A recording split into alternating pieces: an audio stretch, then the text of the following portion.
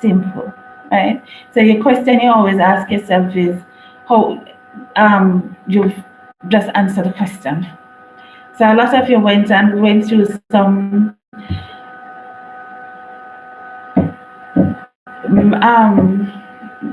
explanations that demonstrated that you were fishing for the answer and you weren't quite sure what to say, right? Whether it is that you weren't sure because you weren't sure what you were being asked, or you weren't sure because you just didn't quite understand the concept. So another thing, and I'm going to demonstrate this part as well, right? Your particular case of a perfectly inelastic collision had another condition where the masses were similar to each other. And that in of itself rendered yet another situation that you would have had as an expectation, and that is that the kinetic energy should have been the sum of the kinetic energy after the collision should have been approximately half of the kinetic energy before the collision, right? And that is only because both of them stuck together with the same velocity and the masses were approximately similar. And you should have been able to demonstrate it by using your equation and explaining it. I'm going to go ahead and share my screen and I'll show you exactly what I mean. I was just clearing off the screen so that I can share it. Again, as usual, I will apologize. I'll be sharing the entire screen. That way, if I have to move back and forth, I'll be able to easily. But at the same time, so unfortunately, it means that you'll see whatever mistakes I'll be making. So if there are any, I apologize from early. But all right, so let's say the kinetic energy. So you would have known that the kinetic energy initial for object 1, plus the kinetic energy for object 2 would have been approximately equal to the sum after as well.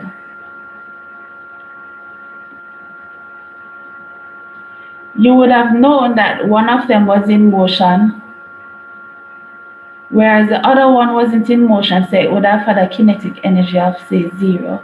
And I'm going to use, and then you would have also known, therefore, that, and I'm not going to go ahead and write anything else other than, let me not do it step by step, let's just jump. And I'm going to use U for initial and V for final.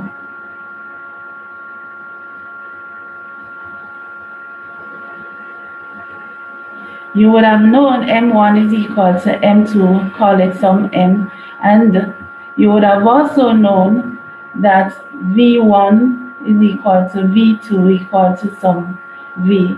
So you would have had on this side simply half M U1 squared, because now I've replaced the M1 with M, is equal to, and then you would have summed these.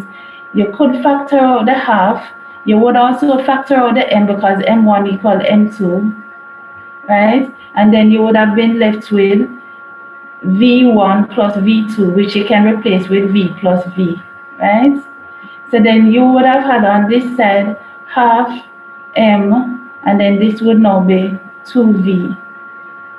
So in this case, you would have clearly seen, put the 2 on one side and leave the half MV,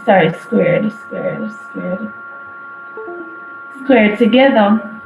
You can now clearly see that the initial kinetic energy would have been twice the final. So putting this together, you would now see that KE initial, the sum, is equal to 2 times KE final, and it's the sum of it. Right? So then you would have expected, therefore, that the final kinetic energy sum would have been half of the initial kinetic energy sum, right?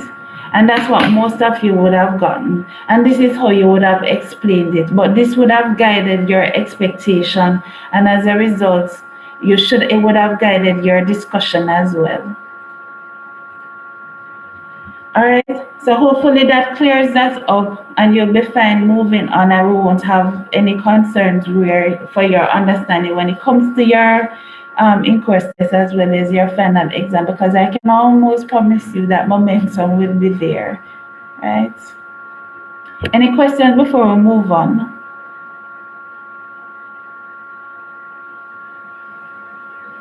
So we're in good understanding, thumbs up, yes.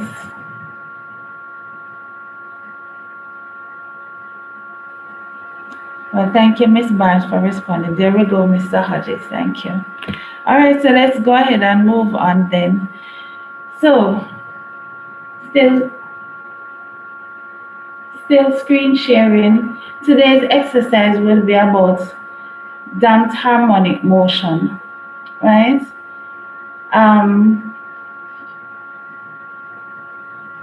You would have been guided already about this type of oscillation because you had already done it for your previous you already had exposure to it last week when I did the simulation, and then also you had experienced the simple harmonic oscillation version of it,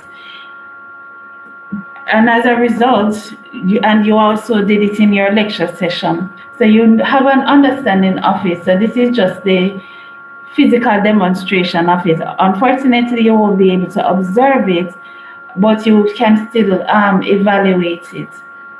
So let's talk quickly about it, and then I'm going to also, before you move on, I'm going to go ahead and go through this report. You know what? Let me switch that up just a little bit. So I'm going to make sure that I clear up this report writing situation. I believe one of you had asked me about 2 weeks ago if I could have provided you with an example of a report, one that is student generated, that would have demonstrated or allowed you to understand what is expected of you. Now, unfortunately, I don't necessarily keep student reports. I've only had to start keeping them this semester because of the online situation, and I end up having to save your reports and then re-upload them to you so that you have access to them after I've made comments. Before, they were physically handed to me and I would have marked and physically returned to the student. Right? So I don't usually keep those.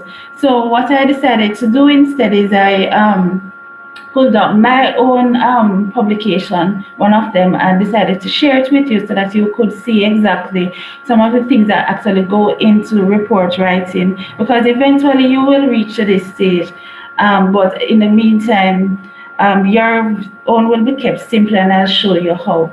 So this is generally what it would look like when it goes out into publication. You will notice that it has an introduction. So here we're talking about polybrominated diphenyl ethers and wanted to evaluate the impact of forests in terms of the distribution of these chemicals. And so as a result, in order to first talk about what we intended to do, we had to give some background. So then we would have talked about what are these different chemicals, how is it that they generally distribute in the environment, and some of the health impacts. So that would have formed much of the background, and you notice a number of paragraphs. Now, this type of work is usually a year-long work. Remember, your experiment is just a one-day situation. So then you wouldn't necessarily be expected to do all of this in terms of providing your citations as well as providing more than one paragraph and so forth. But for your purposes, you provide your background in at least one paragraph. Notice here that this is the last sentence in the introduction, and it gives the aim. It says this study aims to contribute towards characterizing the filter effect for tropical forests using field measurements of PBDEs. It clearly states the last sentence what you intend to do. So in your introduction, you give a slight background so that the reader will understand, and then the last sentence is what you say you intend to do. Right? Thereafter, you notice the next thing is the methods. Now, for you, it's apparatus, and then it is the method, right? Then usually in the methods is where you would describe what you did, and in that case, the apparatus would become obvious, because even here you will see that it says for air sampling we use polyurethane foam passive air samplers. So already you know what material it is, and it tells you which organization was the manufacturer of it, right? Your purposes you simply would have listed, but because it's already in the manual, you're told simply to refer to the source. So even in this one, it says that the samples were collected just following the same method as Horstman and McLaughlin in 1998. So therefore, since the information was somewhere else, instead of writing exactly what was done in that, you're simply referred, the source is referred to. The rest of it we did, so and that was new. So as a result, you spoke about it. You said this, we did this, and the reason we used that was because of X, Y, Z, right? And you notice we use talk in the past tense, which was what you would have done in your secondary school report writing, but that's when they were trying to teach you how to write report and use past tense. When you start writing reports for yourself now, you only write what you've done. Anything that you've repeated that somebody else has done before, you simply refer. And that's what you're doing with your experiments. The information is in the lab manual, so as a result, you simply refer to the source. So I'm just showing you all of this to explain the differences, right? See all of this where you see would have said we spiked them with different surrogates and so forth. That's what we specifically did, which might not have been done in another method.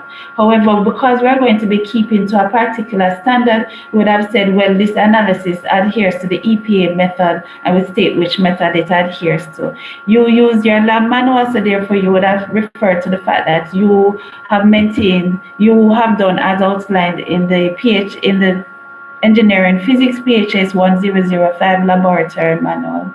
You don't use abbreviations, so don't write lab manual, write laboratory manual.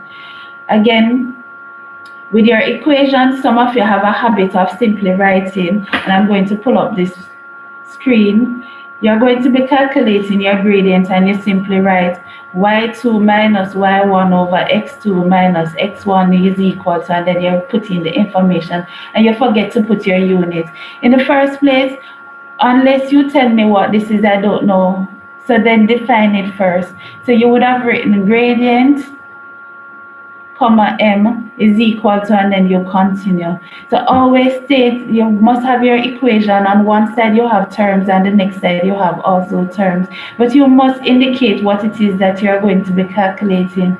Here I'm going to show you. Notice it says f is equal to, but just above it, it says a force filter factor f. So it is clearly defined that f is the force filter factor. So once it comes into the equation, everyone is clear what it means. And that's what you're expected to do as well. Take note, or this was the publication version, so note that this is a table. The table has the title above, and if you will notice, the title starts with an adjective or the noun. Adjective is a description for a noun, right? Mean means average, and it's an adjective.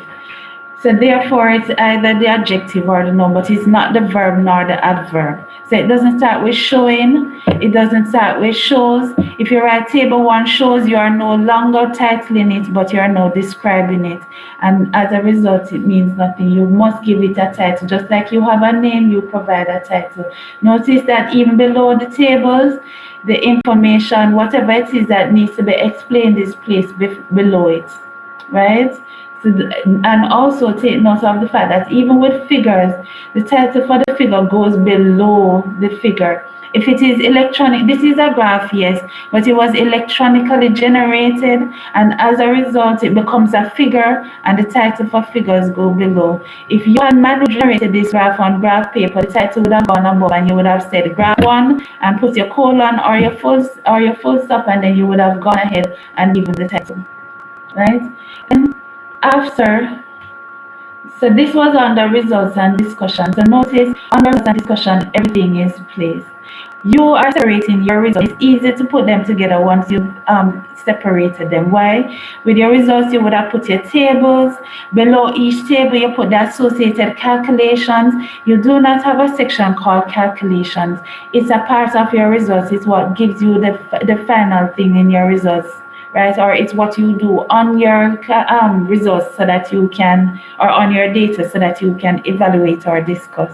So it is a part of your results. So what you would have done is you have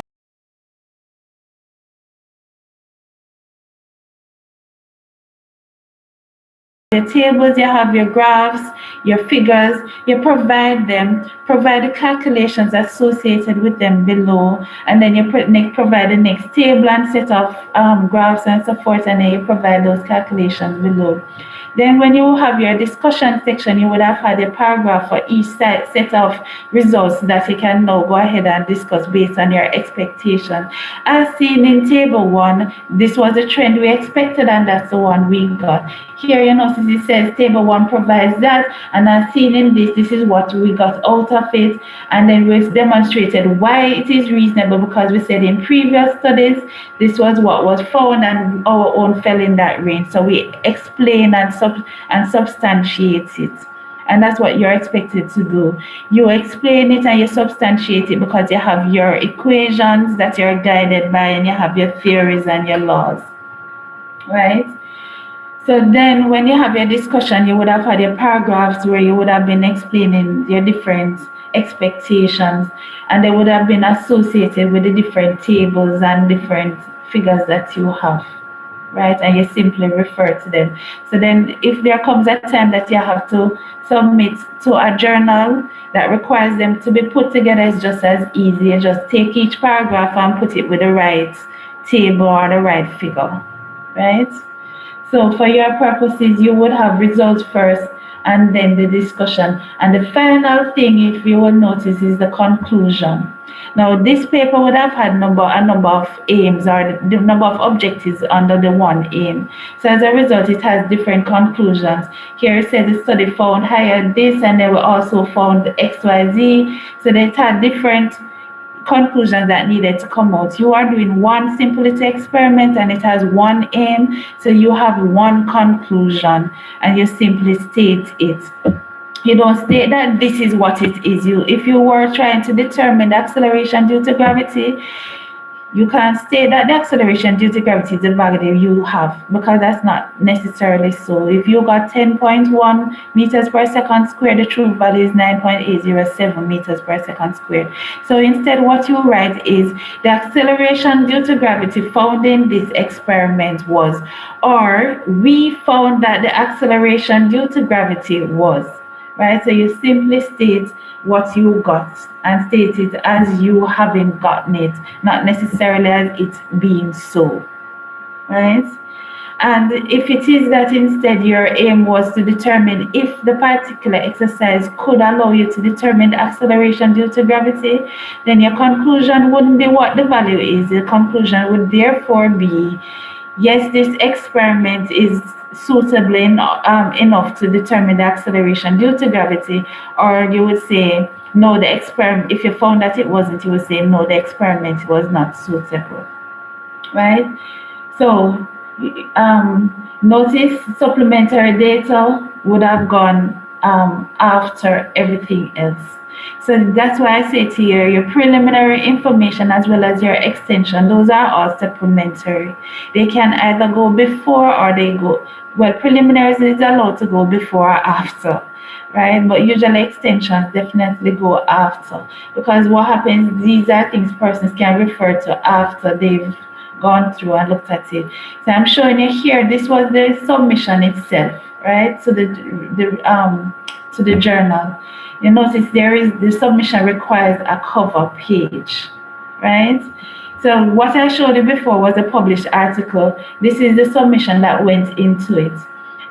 Here, notice the title of it is provided, and also the names of the authors, right? The organizations that they are affiliated with. For instance, I'm affiliated with the University of Technology, so my affiliation is there. The rest are affiliated with the University of South Florida, their affiliations are there. I am the corresponding author, which is the one that the first author to be contacted. So again, my information is there, right? Take note also, which I forgot to show you,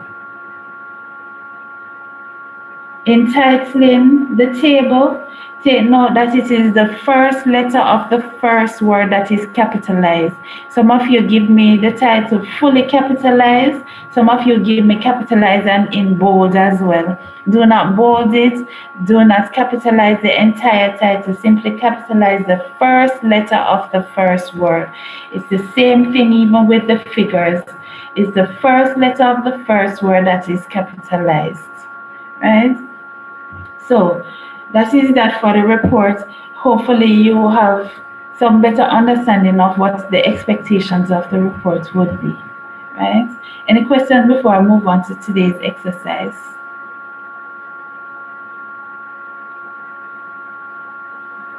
Okay, so that means we're all good. So today, damped harmonic motion. So Mr. Simpson would have talked to you because last week we observed the simple harmonic oscillation. In this simple harmonic oscillation, there was no opposition to the oscillation. So the oscillation was under two forces, the forces of gravity as well as the restoring force that would have been set up in the spring. So under those two forces, that oscillation would have continued forever until the end of time, until some external input was put into the system, or if until it itself gave some output to the external environment. So once in oscillation, a spring that has been set off in motion and has no other forces except the forces of gravity and the restoring force within the spring will continue to oscillate until the end of time, right? And that's what you observed last week with the demonstration and even with the evaluation of the report itself, right? And that oscillation is guided by a relationship between the mass that you attach to the spring to cause it to go into oscillation, as well as the period of the oscillation. So you explore that relationship and you were hopefully comfortable with it. Now, once you introduce forces into the system, and especially opposing forces, you are now introducing restriction or resistance, right? And these forces are therefore frictional or resistive forces. Once you introduce those forces, they serve to retard the system, whether it is that they retard the system quickly or allow the system to oscillate and retard, whether slowly or over a long period of time, or they may not even allow the system to oscillate, and some of them may not even allow the system to even move, right? That sort of system would have been what you call a damped harmonic system or a damped harmonic motion. And there are three types that Mr. Simpson would have talked to you about, right? So he would have told you that there's a condition of under damping, critical damping, and over damping. All these three conditions are used every day in life, in manufacturing. They're used in our general movements about in life. Even the simple, a lot of the equipment that we have in our home function based on the fact of having these types of systems, right? So these are systems that have always been and will forever be. These are the same type of system that guide whether your buildings stay in position or not, right? So as a result, it's important to understand them and know them. Now with the underdamped system, this is you creating a resistive force that allows the system to oscillate. The more you increase the force though, what will happen is that you will reduce the time that the system is allowed to oscillate. So it will only oscillate a short time. So the more you increase this damping force, which is the resistive force, is the shorter the time of oscillation, the time that the system is allowed to oscillate. You reduce the damping force and the system gets to oscillate for a long period of time. Now, as you increase the damping force, you can eventually reach to a situation where the system no longer oscillates. It just quickly goes from a maximum amplitude to no motion, right? And in that case, that is called critical damping. So with the under damping, it oscillates, but the amplitude reduces with time. With no damping, it oscillates, but the amplitude remains the same with time, right? But with the underdamping, it reduces with time to 0. And with critical damping, it does not even oscillate. It simply moves from amplitude straight down to no motion, right?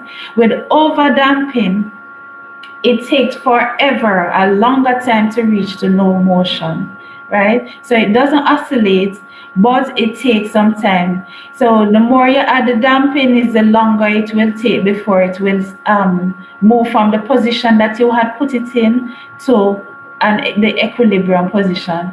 If you provide so much damping, you may even reach the situation where it doesn't even move from the position that you put it in, but it simply stays there, right? So it doesn't even go back to equilibrium. So those are the differences between the three types of damping. Under damping, you displace it, it oscillates, it takes some time to go back to its equilibrium position, but it oscillates through it. Eventually, it stops at equilibrium. With critical damping, it moves from the displaced position to equilibrium position in the fastest possible time, right? With overdamping, it moves from the position that you displace it to equilibrium, but it takes a long time, and then you can even reach the stage of overdamping where it doesn't even move from its equilibrium, from its displaced position, right? So those are your three conditions. For this specific one we're observing today will be an underdamped system. So just like the time when we observe momentum, we observe a specific type of inelastic collision, which was a perfectly inelastic, which therefore you would have had certain expectations of how that should function. We are observing the underdamped situation where we have expectations. We expect the system to oscillate. We expect the system to decrease amplitude with time and eventually to stop, right? We don't expect it to oscillate forever, and we don't expect it to oscillate with the same amplitude. We expect it to oscillate and eventually stop oscillating with the amplitude decreasing with time. So that is what the special type of system that we'll be observing with this one. And as a result, in order for us to demonstrate and definitely be able to conclude that it is oscillating and it will be reducing with time, we will be looking at data of amplitude versus time. And we will even plot that data of amplitude versus time to observe the change in the amplitude of the oscillating system. So what would have happened is in the lab, just like we did in our simulation last week, a mass would have been added to a spring, and that mass would have been displaced and released, and the spring would have oscillated. But the spring would have been exposed to some resistive force, which is the damping force, and as a result, it would oscillate with reducing amplitude, eventually to stop, right? And it would stop in its equilibrium position, which is the position it would have had having had the mass attached to it. The individual, which should have been you, would have been observing the amplitude in specific time frames or time instances. So whether it is that you'll be observing the amplitude and you will take note of the value at time 1 second, then time 2 point something second, whatever it is, you would have been recording both the amplitude and the time at which that particular amplitude was observed, right? And then you would have then put that information. Now, for your purposes, that information was provided, and I'm going to go through that in a little bit. But first, I'm going to discuss the expectations. So, you would have. I don't know if you've done wave motion yet, but you have started oscillation for sure. And usually with waves, we use Y for displacement, and usually for oscillation, the convention is to use X. But you will find some textbooks that will use Y for displacement for oscillation. The difference, remember, between waves and oscillation, yes, you're going to see the same sinusoidal curve where displacement changes with time. But remember, wave is an energy phenomenon, right? Whereas oscillation involves a body that is in back and forth motion, right? So with a wave action is energy being transferred in a sinusoidal way, whereas with an oscillation, it's a mass that is moving back and forth. So take note of the difference. So they still have displacement, and the displacement still changes with time. And you would have learned from Mr. Simpson that if you have an oscillation and if it is under damping, and we're going to use X for the displacement, right? So then the displacement change with time would have been given by some amplitude, which also changes with time, times cosine of the omega t, where omega is the angular frequency, but it is the angular frequency for the damped system. And the angular frequency for the damped system would have been less than the angular frequency for the undamped system. Now this amplitude, it changes with time, because remember I told you that the amplitude decreases. The relationship between the amplitude it has a relationship to the maximum amplitude, and we use A naught, A subscript naught, for the maximum amplitude. So what would have happened is it would have started off with a maximum amplitude A naught here, and this amplitude would decrease with time, right? So each value of amplitude will be subsequently less as time passes. So the maximum would have been A naught, and then you would have also learned that the relationship would have been an exponential relationship, e to the minus bt over 2m. Oh, that's not written nicely. So let's go ahead and let me rewrite that.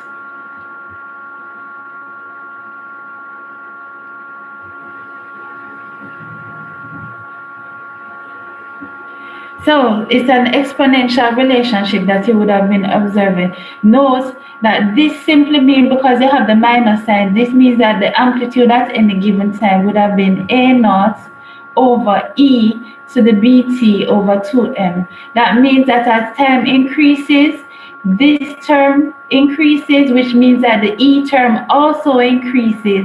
And if you're dividing by a larger number, that means that the amplitude will be getting smaller. So it will be A naught divided by, as time increases, an increasingly larger term, which means that the amplitude is going to reduce. So therefore, based on this, you do have the expectation that as time increases, so should the amplitude, and that's governed by this equation. In this equation, A naught would have been your maximum amplitude, B would have been the damping constant. And what does the damping constant mean? It tells you the amount of force that you have to apply to the system to cause the velocity to reduce by 1 meter per second, right?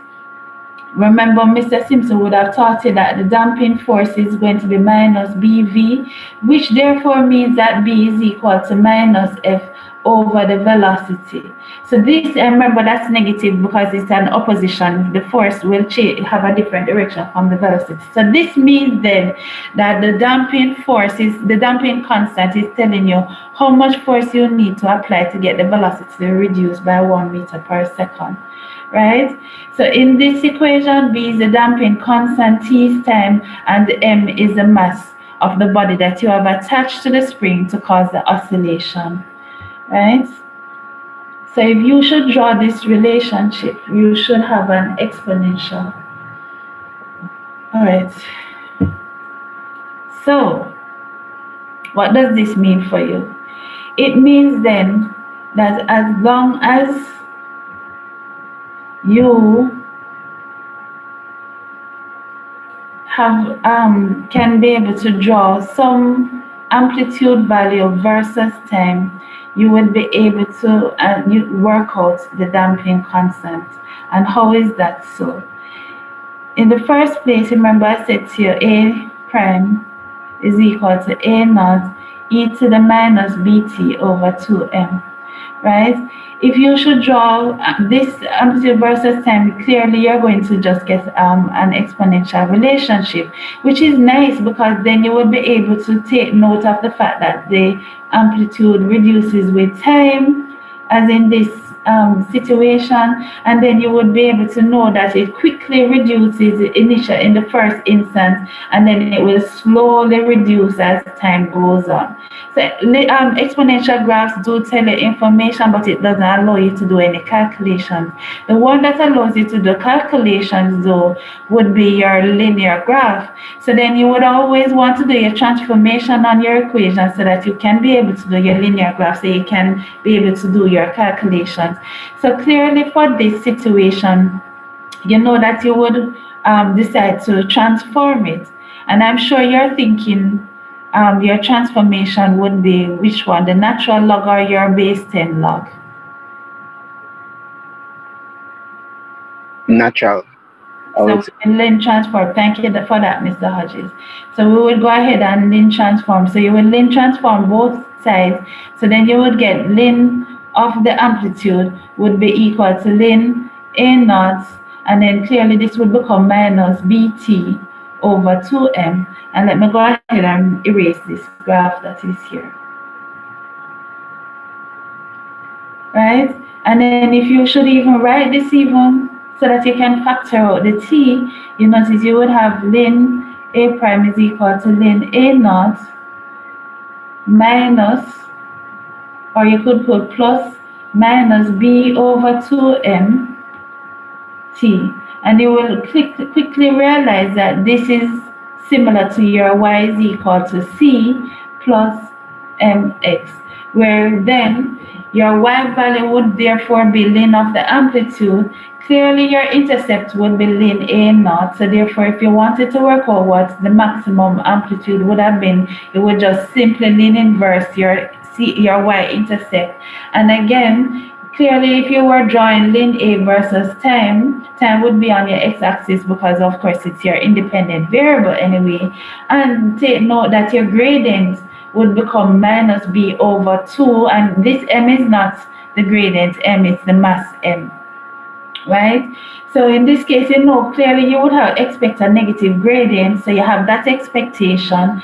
You notice that this definitely so is only the two variables because the damping constant is not going to change, is the one spring. You've not used different springs, and the mass that you attach is not you changing the different masses, you simply attach one mass body. So definitely this is a constant, so it definitely does fall in line with your straight line equation. And then you being able to draw your ln A versus time, you notice if you get your gradient equal to minus b over 2m, then clearly you would just simply rearrange. You would have known your mass value. You simply would rearrange to make the damping constant your subject. And remember, your damping constant would have had units of kilograms per second. I certainly expect that once you're doing your gradient, you are going to make sure that you indicate your units every step of the way. I have no desire to see anyone with units at the end only. So this is what your expectation is, right? And I'm going to go back through. Take note that not only are you to draw a graph of amplitude versus time, just as we just discussed, you're to draw a graph of ln A versus time, right? Note I'm specifically showing it to you, so I do not expect to see one graph. I expect at least two graphical representations, whether it is that you electronically generate them or you manually generate them. I expect them to be well labeled, and I'm going to go through that as well, right? I also expect, you notice that you're going to complete this section under your results section. I expect you to be able to find the damping coefficient as is expected here, as well as the error associated with the damping coefficient. You're also expected to determine the time constant of the oscillation. So let's talk about this time constant. So before I move on to the time constant, remember you are also required to do the error in the damping coefficient. You got the damping coefficient from the gradient of the graph. That clearly means that you need to do error analysis on your gradient and use error propagation, therefore, to get the error that is in the damping coefficient. I was yesterday in the session yesterday. It became painfully obvious that some persons were still having having difficulty understanding the difference between the error associated with your result and percentage relative error. And then it also became obvious that some still have difficulty figuring out how to work out the error in the gradient as well as the error that is associated with the quantity that you calculate from the gradient. Sorry, miss. Somebody's asking to be let in the waiting room. Thank you.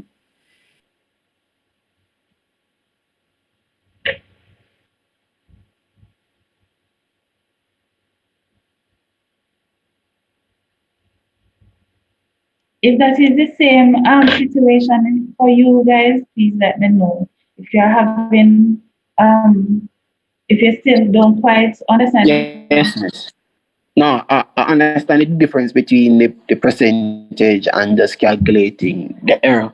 But the method that you said is the propagation method of doing it. I did not quite. Is that the one where you say the smallest division in the x and y? That's correct. But what I mean is there's difference in the meaning because some as you when you hear for instance they say the damping coefficient and the error in the damping coefficient, some assume trying to figure out whether they should be calculating the absolute error or the percentage error and what they mean differently. So the absolute error gives you the range within which the value lies. So if you say the damping coefficient is 30 kilograms per second, then the error gives you the range within which, if you say it is plus or minus zero point 0.5, it means that the value should fall within 29.5 to 30.5 kilograms per second, right? So that's what the absolute error tells you.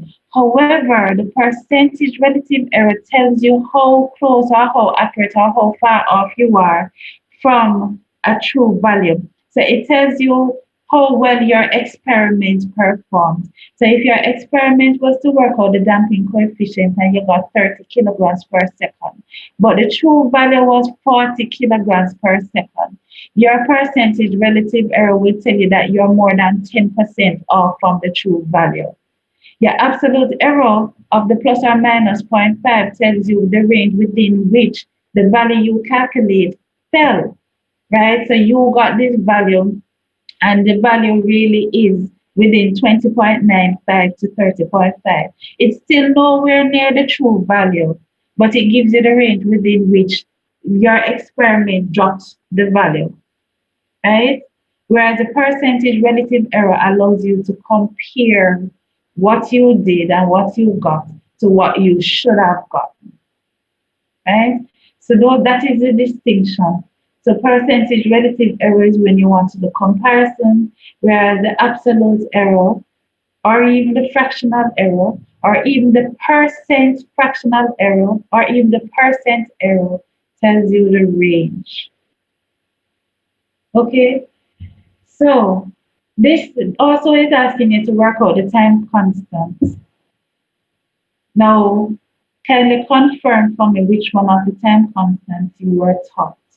There are different textbooks, different fields of engineering will use different ways to calculate the time constant.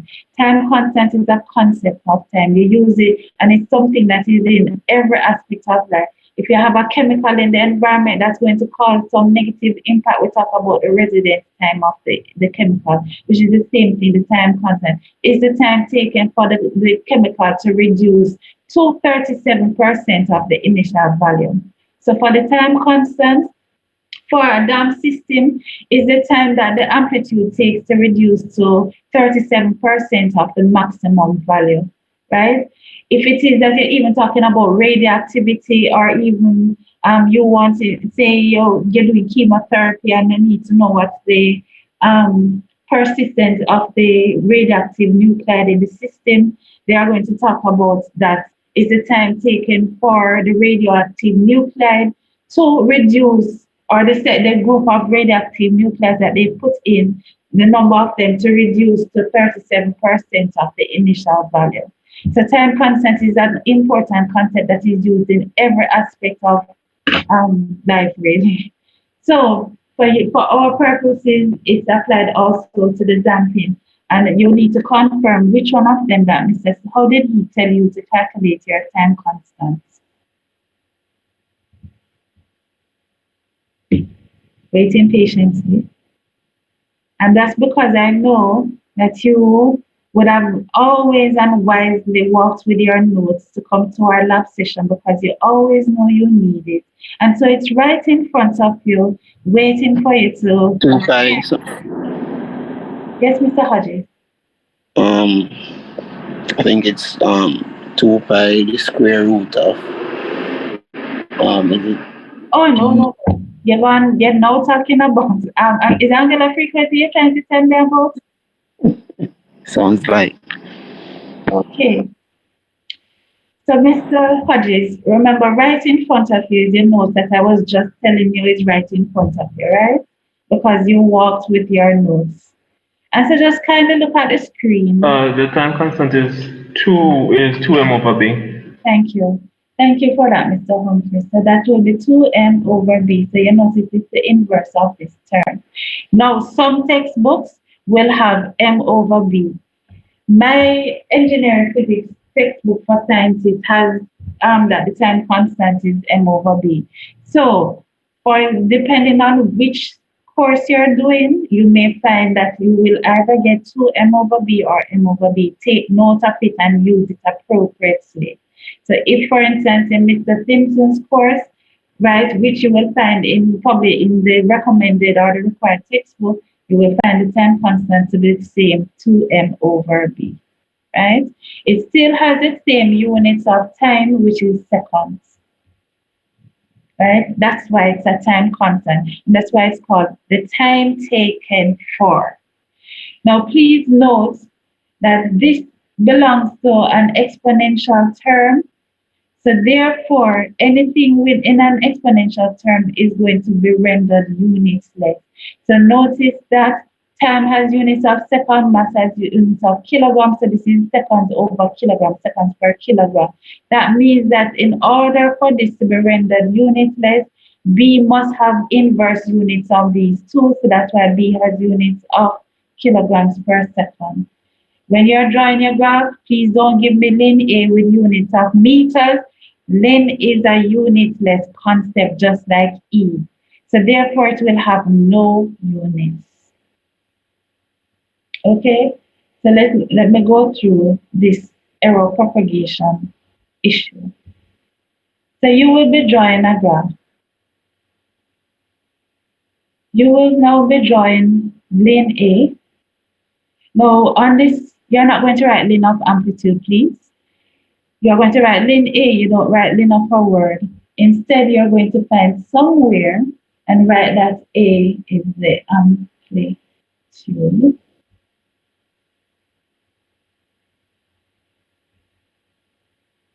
And you're not going to write meters because ln A is unitless. You're also going to have on this graph time, right? Now you're going to expect a negative straight line. If it is that your points fall on the line of it or within one small subdivision, and say, for instance, I'll go ahead and put in my subdivision, and let's say this is level 1, 2, 3, 4, 5, And this was subdivided into 5. And let's say this was, for argument's sake, 5, 10, 15, 20. And let's say for argument's sake, this was divided up into 5 again. So in a situation such as this, you wouldn't use the box method, you would use the smallest division on your axis. So remember, Mr. Simpson would have taught you if you have C is equal to A over B, then the fractional error in C over C is equal to plus or minus, open bracket, the fractional error in A plus the fractional error in B, close bracket. So similarly, when you're calculating your gradient, right? Your gradient, and I'm going to use some other term other than M, right? Let's use gradient. I'm going to use J for gradient. When you're calculating your gradient J, you would have used that it is going to be equal to the change in Y over the change in X. This is your Y2 minus Y1 over X2 minus X1. So therefore, based on this, the fractional error in the gradient is going to be equal to plus or minus the error in the change in Y, right, over the change in Y plus the error in the change in X over the change in X. You can put X first or before Y, it doesn't really matter. So now you notice the error in the change in Y is going to be the smallest division on the Y axis.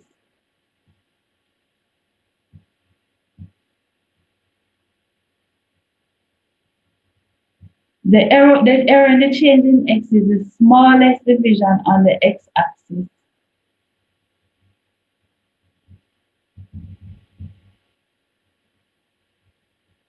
So if, for instance, in this case, the smallest division on the x-axis, this is 5, and therefore divided into 5, this is 0.2 seconds. So in this particular example, I would have used 0.2 seconds. The smallest division on the y-axis, if the y-axis is separated into 5 and the smallest division is 1, so in this case, you would simply use 1. So it's the smallest division on the y-axis.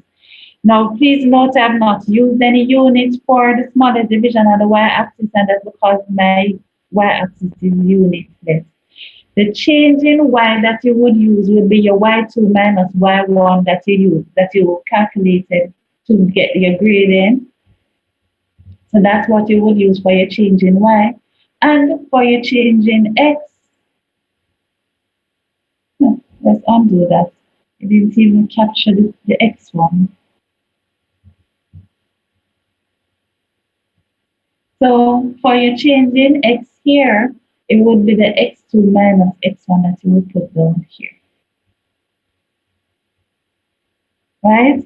So that is what you would do. And then you know clearly to get the error in the gradient, it would simply be the gradient multiplied by all of this. So that is it only under the condition where the points are within the smallest division away from the line of fit, or they're on the line of fit. In the circumstance where you get these points, and this is lin A again and again, this is time in seconds, and you have your graph, and the points are all far away from this line of fit, right? Or they're more than the smallest division away from the line of fit, then you're going to use the box method. So in this case, you're going to simply draw lines that are parallel to the line of fit that just enclose the uppermost as well as the lowermost point, and then you're going to draw lines that are perpendicular to the line of fit so that you can enclose it in a rectangle. Then you would also go ahead and draw your diagonals. And And trust me to go put myself in a situation where I have to be oddly trying to draw diagonals. But you have an idea of what I'm trying to achieve. So you draw your diagonals, and then you will find out, you notice that the line of fit falls within the gradient of it would definitely fall within the gradient of this maximum slope and the minimum slope. So what you would do is you would work out the determine the gradient of the maximum slope, find the gradient of the minimum slope, and then you would now use the equation wherein the error in the gradient MO, let me use back J. The error in the gradient J would be equal to the gradient of the maximum slope minus the gradient of the minimum slope divided by 2 root n, where n is the number of points you use to do your line of fit.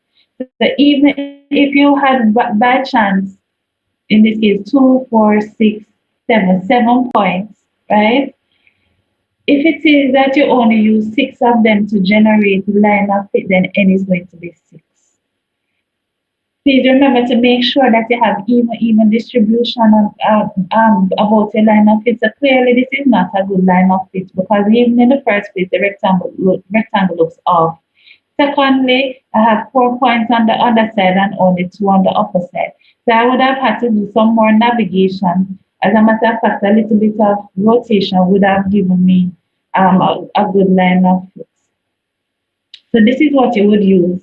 And then through error propagation, you remember that I said to you that the gradient J is equal to minus B over 2M.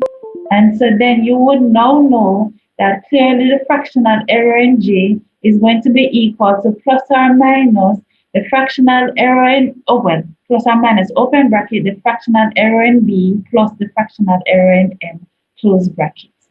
So that is how you would use, once you get the error in the gradient or the fractional error in the gradient, you use error propagation thereafter again to determine the error in the constant. So that was a couple mouthfuls. Are you clear about this?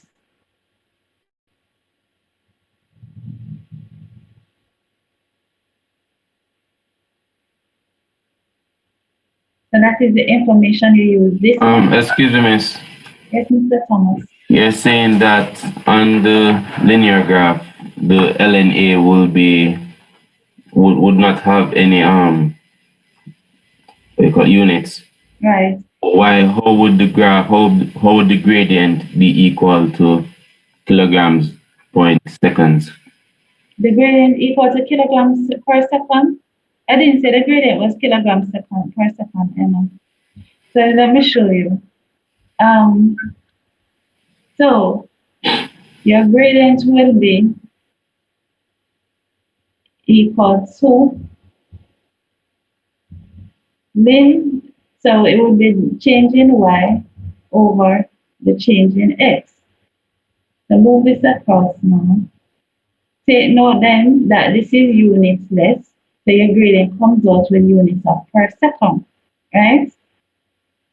For fair so far? But I said to you that your gradient, let me use J again. J is equal to minus B over 2M, right? What is the unit therefore for the gradient based on this? This is kilogram per second. So this is now kilogram per second divided by kilograms. Kilogram cancel kilogram means that your gradient should have units of per second, which is exactly what you have. All right, Miss, crystal clear now. Okay, I'm glad that it is crystal clear, Mr. Thomas. Any more questions before we move on? Okay, so then let's talk about the experiment itself. So here's a wonderful thing. We have over an hour together left, right? So that means that you guys, once I put you with a partner, we'll have over an hour to sit down and get really far with this report so that you won't have any need to email me or anything like asking for verification because I'll be right here and you'll be right there working on it and you would have reached so far that by the time we meet back at 10:40, 10:45, you would have had everything ironed out and you would have been able to even complete the report by the end of today. No, However, hold on, miss. Can we need to find the error in M? if you need to find the error in M, you need to know the fractional error in M. Oh, okay. You can't find the error in M, you know. That would have to be definitely given to you because remember M is the mass that was added and you didn't measure it before. You weren't the one to measure it.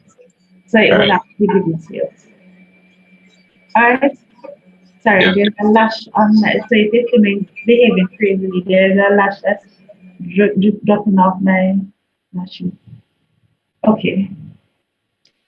Alright. So right, so you would have had some time to confer and definitely reach far enough and you would be calling me as necessary to come and assist you with whatever understanding, right? But hopefully this is clear so far in terms of your error and how it is that you're gonna use it, in terms of the gradient and how you will use it, the units associated with your gradient, the graph that you're drawing and your expectations of it. Remember where you're gonna put your title for the graph. If you electronically generate it, you're gonna put figure 1 and you go ahead and type it. Please take note, well, this will be figure 2 because it's the second one.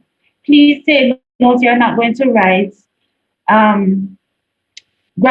you're not going to write representation of ln A versus time or anything like that. You are simply going to write representation of the relationship between amplitude and time. When the individual looks at the graph itself, they will see that you did a natural log transformation on the amplitude. So you don't write ln A because you're not going to write abbreviations nor symbols in your title. Your title should be unknown, but it should be descriptive enough. So you would write representation of the relationship between amplitude and time of a mass oscillating in damped harmonic motion or of a mass undergoing damped harmonic oscillation, right? So it should be give as much information as possible, but at the same time, it is supposed to still be unknown and at the same time too it has no abbreviations or symbol. A is a symbol for amplitude, it should not be. The person must know exactly what the information is. In terms of what you've done to the amplitude, that will become obvious once they look at the graph and see the ln A. Excuse me, miss. Yes, Mr. Hodges. So that means you will want a table to represent that ln A and Personally, I always want tables for the most part. As long as you're going to have a graph, you must provide me with the data that you use to generate it. all right, miss. Okay. So the only things that are not usually tabulated are data that are not repeated, or even if they are repeated, they're repeated less than 3 times. So if you just have 2 sets of information or even 3 sets of information and there's no need to show any relationship with anything else, you don't need to tabulate that information. So suppose you collected the time for the spring oscillating 3 times for one particular mass. You just give those 3 values, there's no need to tabulate it. However, if you needed to do it for different masses, or you had to do it for more than 3 times, then you would go ahead and tabulate that sort of information. All right. So Yes, Mr. Morgan. That's all right. Back to the M. You're saying the error. Mm-hmm.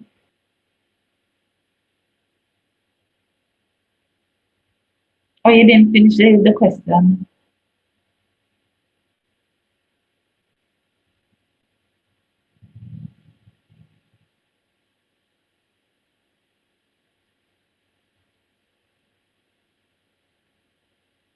Mr. Morgan, am I to assume that your question, you've changed your mind about the question?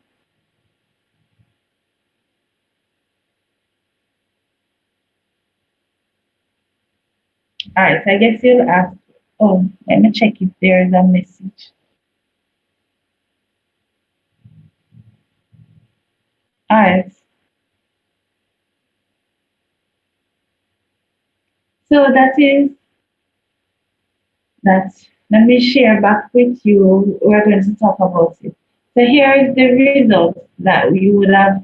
So you would have seen on Canvas. This is now there, and you will now see. You would realize that it is that you only have two data sets, and this is been organized into whichever for the different groups.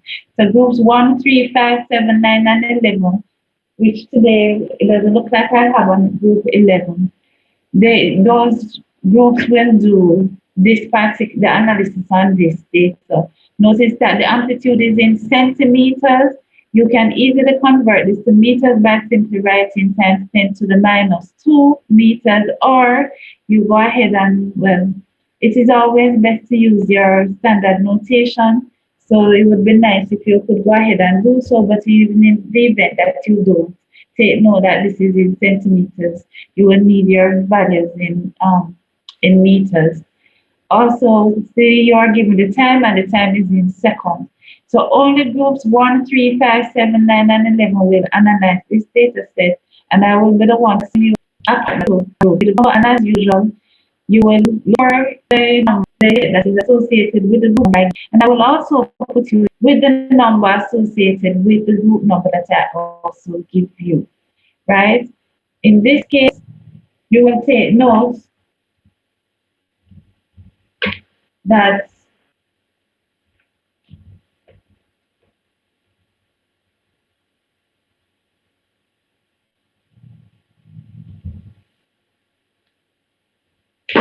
the percent error in the mass is 2, right? So kindly record that. So it's a 2% error in the mass, plus or minus 2%. Record it. It's not given to you in your note. However, it is being told explicitly to you, right? So plus or minus 2% error in the mass. So then from that, you should be able to get your fractional error in the mass. You don't need the error in the absolute error in the mass, you simply need the fractional error. Please remember that in order for you to get percent error, it simply means that you multiplied your fractional error by 100%. So therefore, to get your fractional error, you would divide your percent error by 100%, and you would get your fractional error value. So always show your information and your equations. So to remind you, therefore, let me go back to my screen size.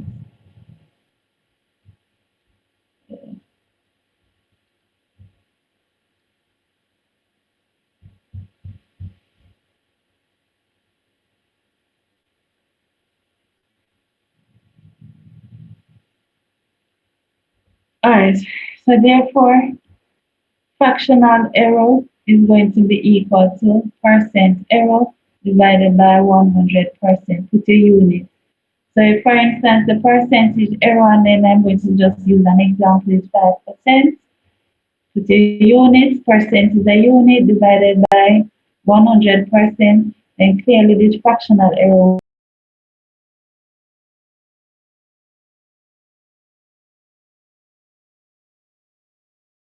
will be 0.05. Right? Show what you are calculating and calculate it properly. Put your units every step of the way. So going back to this, right? You are told your fractional, the percent error is 2% for this mass. And you notice you have your time, you have your amplitude, you're first to draw a graph of amplitude versus time, and then you're also supposed to draw a graph of Lynn A versus the time, right?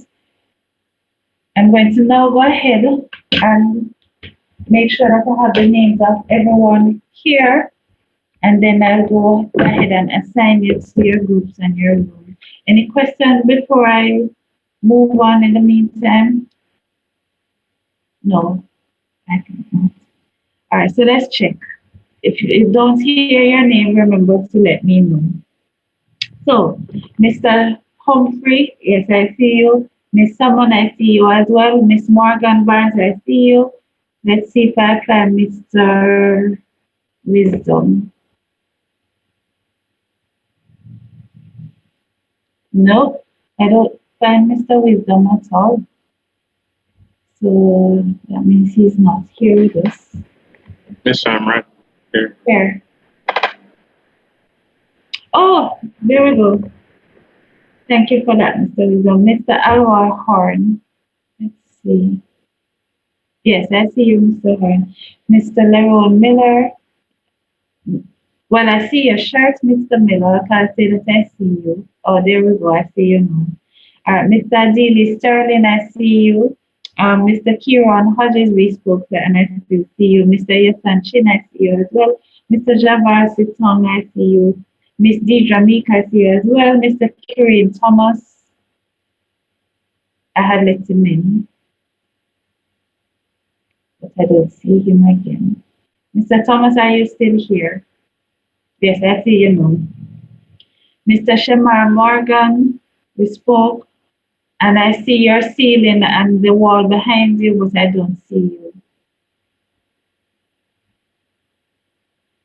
Okay, there we go. Mr. Josh Blake, okay, I see you. Mr. Adrian Lawrence. Oh, I see you, Mr. Lawrence. Mr. Javier Davis, I saw your hand, and I see you now. Present. Mr. Jonathan Johnson, I see you. Mr. Olandre Thomas, I spoke to you, but I don't see you yet. No again. Mr. Thomas, are you still there? Yeah, I'm here, miss. All right, no problem. Mr. Damali Swaby, I see the curtain behind you, but not you. Okay, I see you now. Is there anyone whose name I haven't called as yet? Oh, Mr. Rajesh Scott, he almost got left behind. Anybody else? So going once, going twice.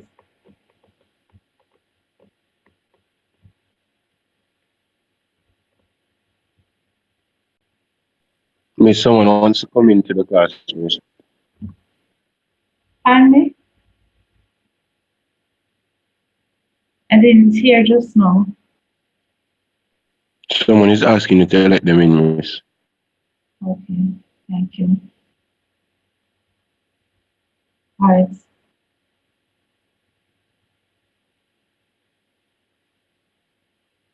So let me check one more time.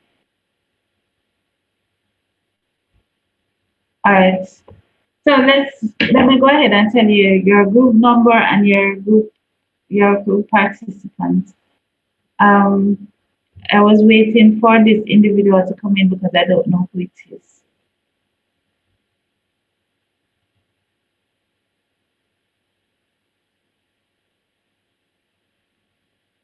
All right. The individual who came in on the iPhone, you're supposed to come in with your name. I don't know who you are, and I'm not sure if you're supposed to be in my session. And I'm not able to quite proceed or progress until I know who you are and to confirm that you do belong to my session. So can you unmute yourself and state who you are?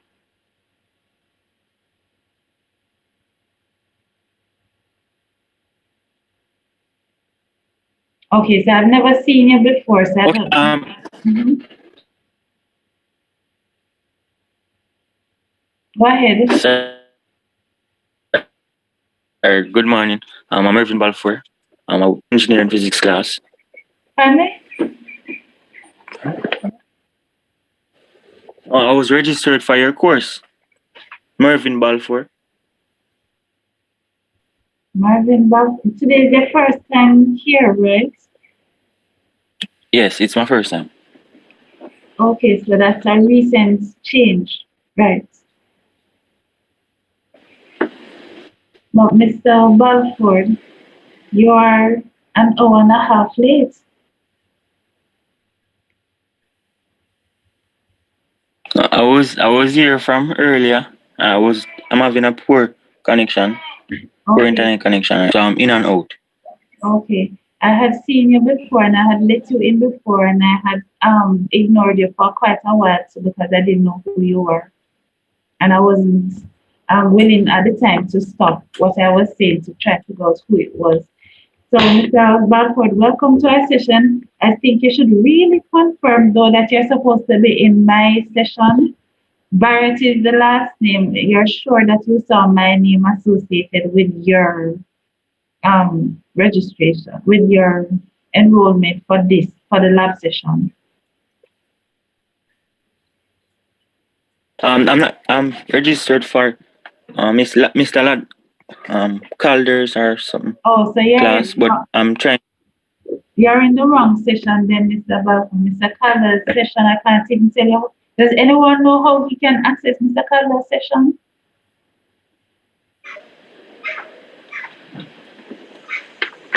Oh, here's what I will do. I will give you his email and you email him and see how you can access his session. It's L Calder, so that's L Calder, LCALDER at Yes. utech.edu.jm. So that's LCALDER at utech.edu.jm. And he should be having his session now. And if you send him an email now, hold on. So, ladies and gentlemen, your indulgence, please let me get to start him out. I'm going to send him a message now to let him know that you will be. Tell me your name again. Mervin Balfour. M-E-R-V-I-N.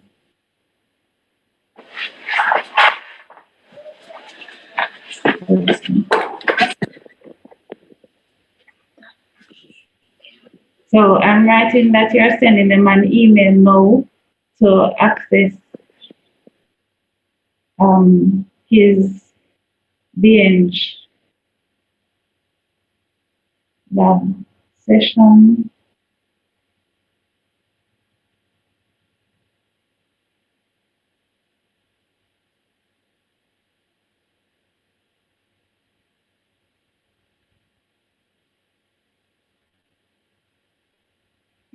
All right.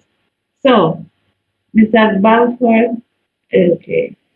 I sent him a message to let him know that you're sending him an email to access his session. So hopefully he will get the chance to check the email and then respond to you so he can join. All right. So you can go ahead and wait until you get his email.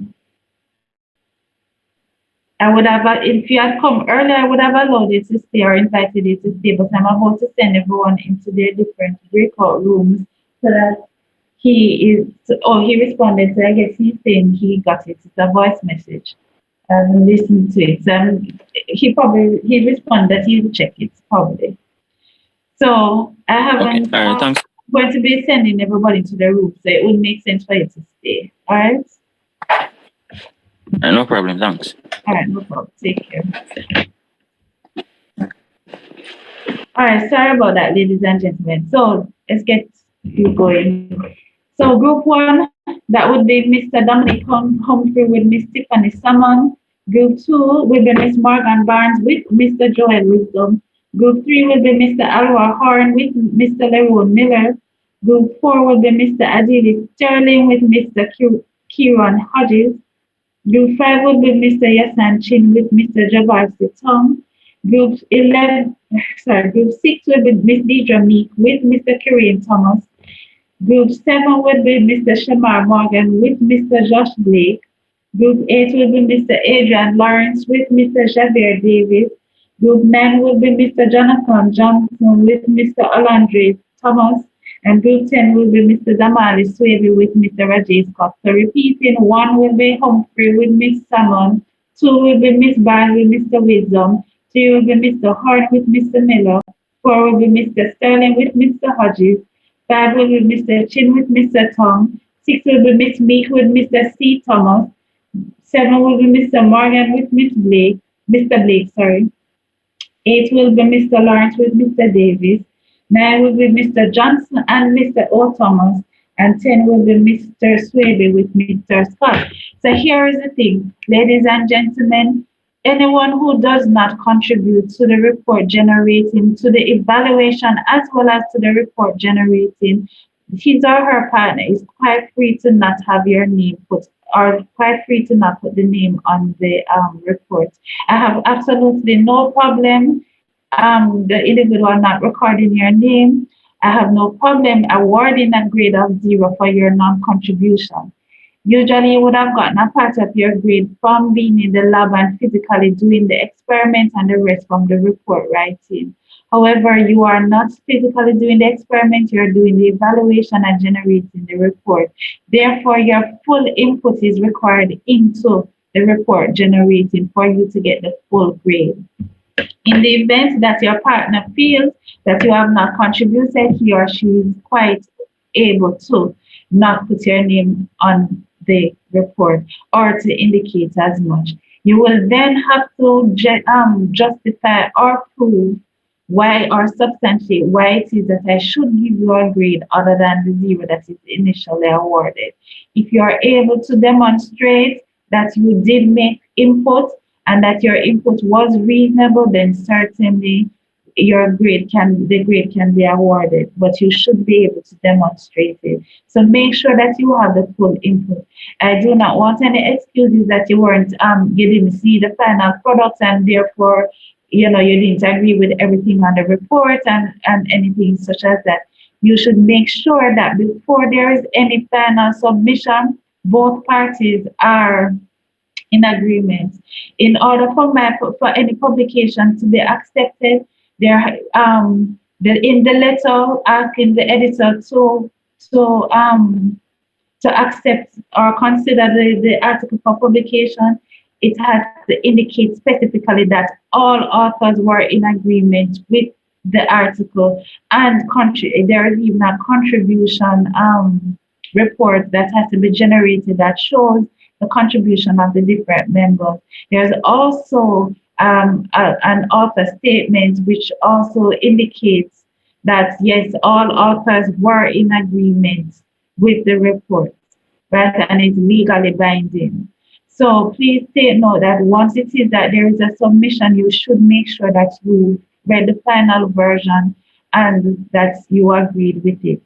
So therefore, give yourself enough time, because as usual, even though I expect that you should be able to complete the report today, the 14th of October, it is not due until Friday, 11:59 p.m., the 16th of October. Okay, so. Pardon, Miss. Yes, Mr. Hodges. Yes, Miss. Say again about October. So the report is due 11:59 p.m. Friday, October 16th. Oh, okay. Okay. So I'm going to go ahead and ask your indulgence again whilst I create our breakout rooms, and then I'm going to open the rooms and then you will be able to go into the rooms.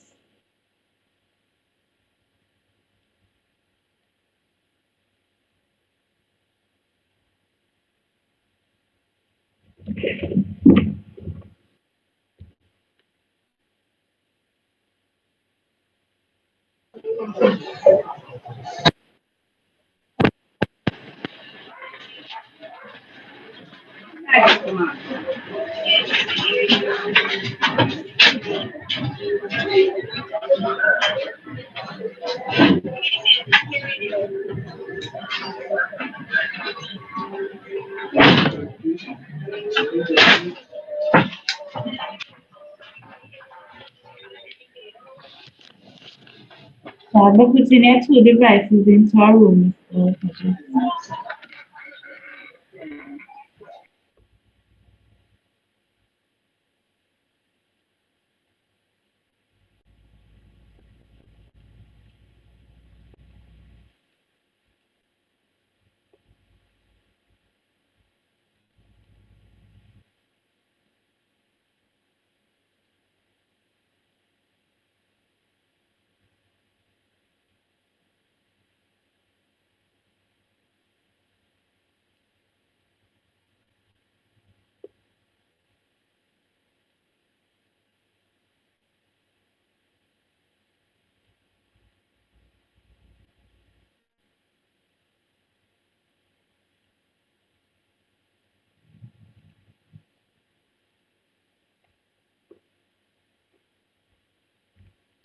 So, I'm about to open all rooms. Please remember to make sure you exchange your contact data if you don't already have them, just in case my internet goes or the light goes here or we happen to be disconnected or you happen to be disconnected.